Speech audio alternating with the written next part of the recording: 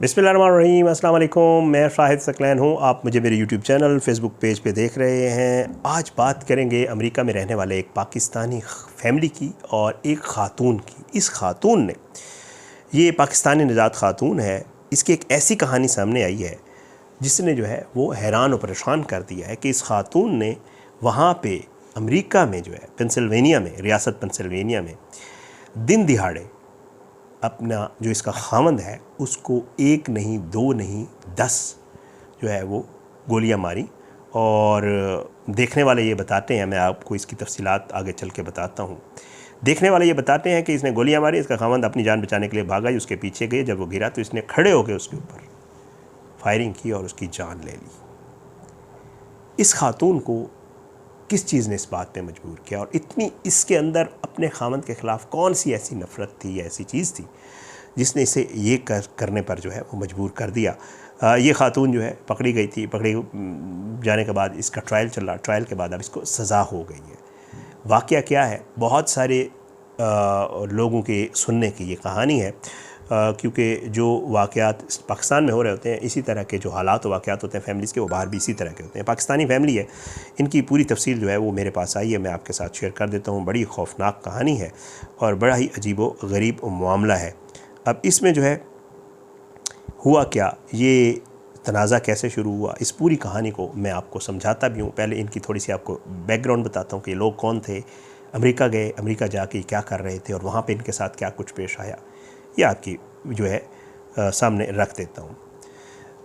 ख़ातून का नाम समर ख़ान है और जो हस्बैंड थे इनके, उनका नाम था फैसल इकबाल। अब इन दोनों का ताल्लुक़ पाकिस्तान से था और इन दोनों की शादी पाकिस्तान में ही हुई थी। अब जो समर ख़ान है ये पहले तलाक़ याफ्ता थी और इनके यहाँ पहले भी एक बच्चा था। जो फैसल इकबाल हैं उनकी इनसे शादी हुई और ये जो है अदालती कार्रवाई के दरमियान जो है ये सामने आया कि उसके बाद ये लोग, मैं क्योंकि जो केस चला था उसमें सारी चीज़ें थी अदालती रिकॉर्ड से, तो वो आपके साथ शेयर करूँगा। बताया ये जाता है कि ये दोनों जो है उसके बाद अमेरिका चले गए और अमेरिका जाने के बाद जो है इनके 3 बच्चे इन दोनों के भी हो गए। यानी अब इनके पास टोटल 4 बच्चे थे, 3 इन दोनों के और एक जो समर पहले घर से था वो इनके 4 बच्चे हो गए। अच्छा, अदालती कार्रवाई में ये बताया गया कि जब शादी हुई, वकील जो थे उन्होंने, समर ख़ान के जो वकील थे, उन्होंने ये मौक़िफ़ अख्तियार किया कि ये कई बरस तक जो है वो इंतहाई मुश्किलात का जो है वो शिकार रही। इनके आपस में अज़दवाजी जो इनके अपनी जो ज़िंदगी के मामला थे वो कोई अच्छे नहीं थे अमेरिका में रहते हुए। और जो समर ख़ान है वो अपने शोहर की जानिब से जिस्मानी, जज्बाती और जिनसी ज़्यादती इसका शिकार रही। ठीक है। अदालती रिकॉर्ड के मुताबिक अदालत में ये बताया गया कि इस दौरान समर ख़ान ने मुतअद्दिद मरतबा अपने खामद के ख़िलाफ़ पुलिस से मदद भी तलब की। अदालती रिकॉर्ड के मुताबिक सन 2022 में समर ख़ान ने अपने शोहर के ख़िलाफ़ प्रोटेक्शन फ्राम अब्यूज़ यानी घरेलू तशद्दुद से तहफ़्फ़ुज़ का अदालती हुक्म भी हासिल किया था। यानी ये कोर्ट गई थी, वहाँ पे इनका केस चला और फिर उसके बाद केस जो है अदालत ने समर ख़ान की फेवर में जो है हो गया, तो ये एक हुक्म भी समर ख़ान ने हासिल किया था। बाद अज़ां फैसल इकबाल पर जो है इसको प्रोटेक्शन मिल गई। बाद अज़ां फैसल इकबाल पर इस हुक्म की खिलाफ वर्जी का इल्ज़ाम लगा और इसी केस में जो 2022 में समर ने उसके ऊपर किया था, उस केस उसने उसकी वायलेशन की, उसके घर आया होगा, अगेन इसके ऊपर तशद्दुद किया होगा, जिस तरह वायलेशन होती है बहरहाल। फिर उसके बाद जो है खिलाफ वर्जी पर उसे कुछ अर्सा जेल भी जाना पड़ा फैसल इकबाल को। अब जो है पुलिस ये बताती है कि अदालत और घरेलू तनाज़ात जो है इनके पहले इनके जो घरेलू तनाज़ात से वो पहले भी थे। 2023 में बताया यह जाता है कि सूरत हाल मज़ीद पेचीदा हो गई। फैसल इकबाल ने डिवोर्स और बच्चों की तहवील के लिए कानूनी कार्रवाई का आगाज़ कर दिया कि मैं इस खातून को नहीं रखना चाहता, मैं इसको छोड़ना चाहता हूँ और बच्चे की जो कस्टडी है उनकी कस्टडी मुझे दी जाए। दूसरी जानिब समर ख़ान का ये मौक़िफ़ था कि वह अपने बच्चों और अपनी जान के हवाले से मुसलसल खौफ में ज़िंदगी गुजार रही है। उसको वो ये कहती थी कोर्ट में कि जी मुझे तो इससे जान का ख़तरा है। अब जो है ये सारा मामला चलता रहा, इनके आपस में केस चलता रहा, लेकिन ये जो वक़ूआ हुआ जिसके हवाले से मैं आज आपको बता रहा हूँ, ये हुआ 30 मई सन 2023 को। अच्छा, इन दोनों के दरमियान मुख्तलिफ औक़ात में पैचअप की कोशिशें कराई गई। वहाँ पे जो इनके जानने वाले थे वो भी करवाते थे। कोर्ट में भी कई बार इनको कहा गया कि आप आपस में बातचीत करें और अगर आप आपस में साथ रहना चाहते हैं और पैचअप करना चाहते हैं तो कर लें। अब 30 वाले दिन क्या हुआ? 30 मई वाले दिन, 30 मई सन 2023 की सुबह समर खान और फैसल इकबाल ब्रिस्टल के वाटर फ्रंट पार्क, वहाँ पर इन्होंने ये डिसाइड किया, क्योंकि अब ये इकट्ठे नहीं रह रहे थे, इन्होंने कहा कि जी हम मिलते हैं, मिल के बैठ के बात करते हैं, बात करने के बाद देखते हैं कि क्या हल निकलता है। अगर डिवोर्स का बनता है डिवोर्स, नहीं तो अगर हमें लगा कि हम इकट्ठे रह सकते हैं तो फिर हम ये फैसला करेंगे। इन दोनों के बीच में ये डिसाइड हुआ, जो पुलिस अदालती रिकॉर्ड जो अदालत में ट्रायल के दरमियान रखा गया। बताया गया कि ये दोनों उस पार्क में पहुँचे सरकारी रिकॉर्ड के मुताबिक सुबह तकरीबन 10:53 पर यह वक़ूआ हुआ। पार्क में उस वक्त कई लोग मौजूद थे।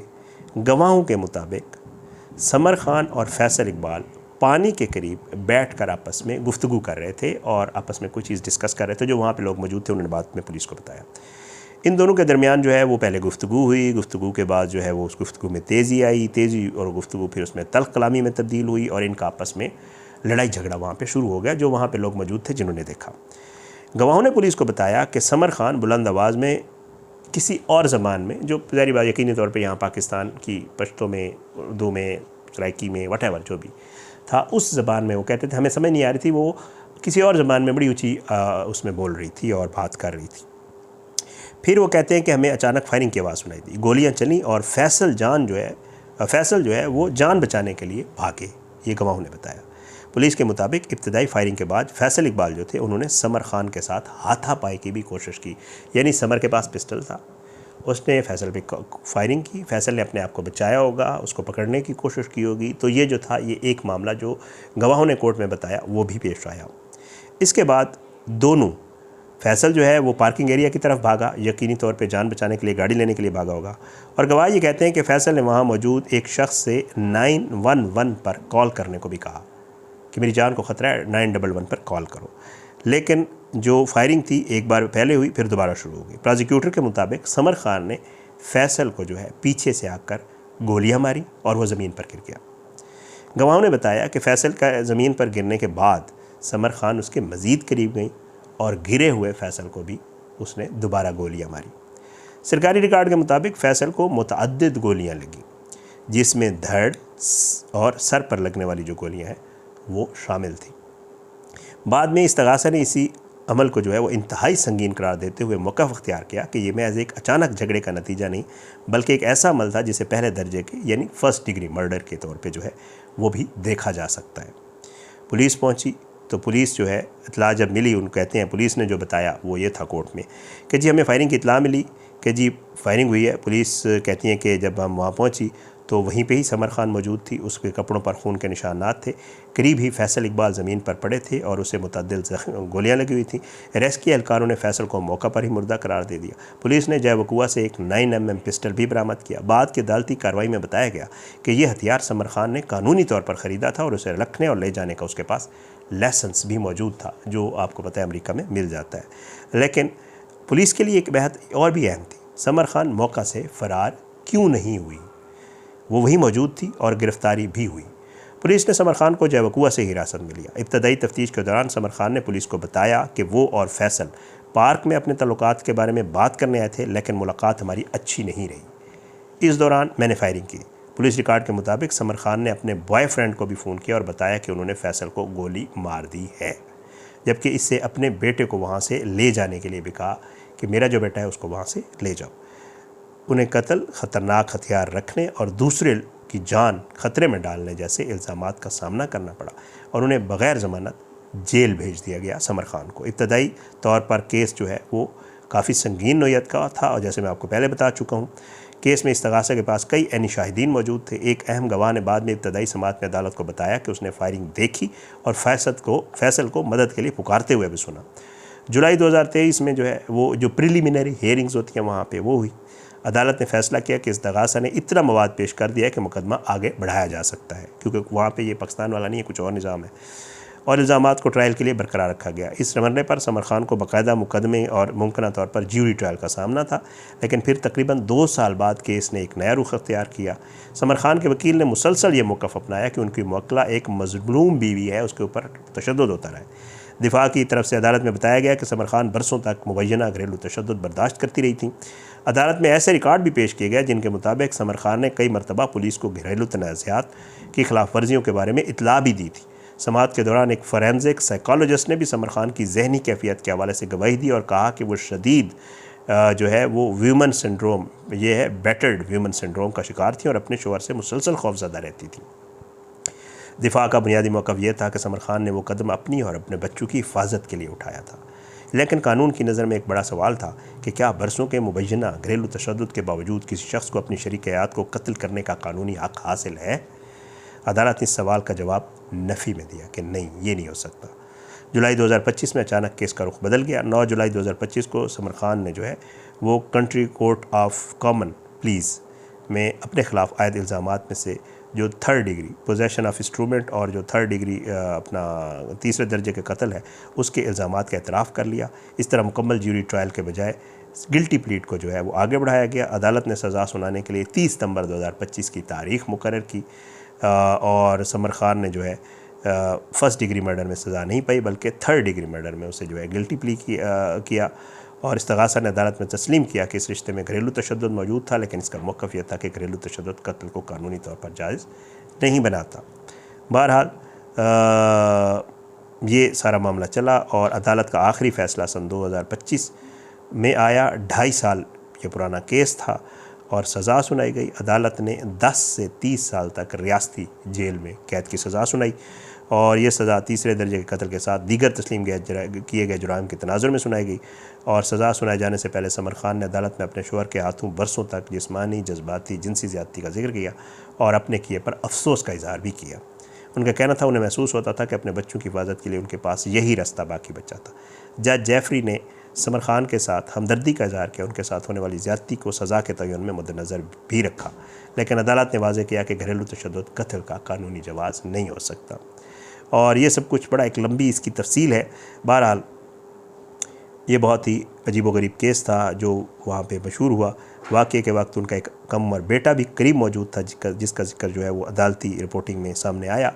जब ये वक़ूआ हुआ तो जो समर का बेटा था वो साथ था उसके। और ये सारा मामला, अब ये 4 बच्चों की माँ है, उसको एक लंबे अरसे तक जेल में रहना पड़ेगा। ये अफसोसनाक वाक़या पेश आया और इसको 10 से 30 साल कैद की जो है वो सज़ा सुनाई गई। आप ज़रूर कमेंट्स में बताइएगा, क्योंकि ये केस जो है ये डिबेटेबल है।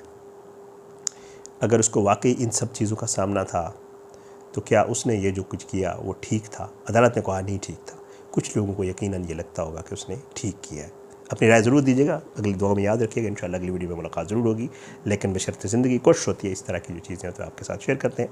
मकसद इन्फॉर्मेशन देना भी होता है और ज़ाहिर है इससे सबक भी हमें हासिल करना होता है। अगली वीडियो में ज़रूर मुलाकात होगी। पाकिस्तान जिंदाबाद। अल्लाह हाफ़िज़।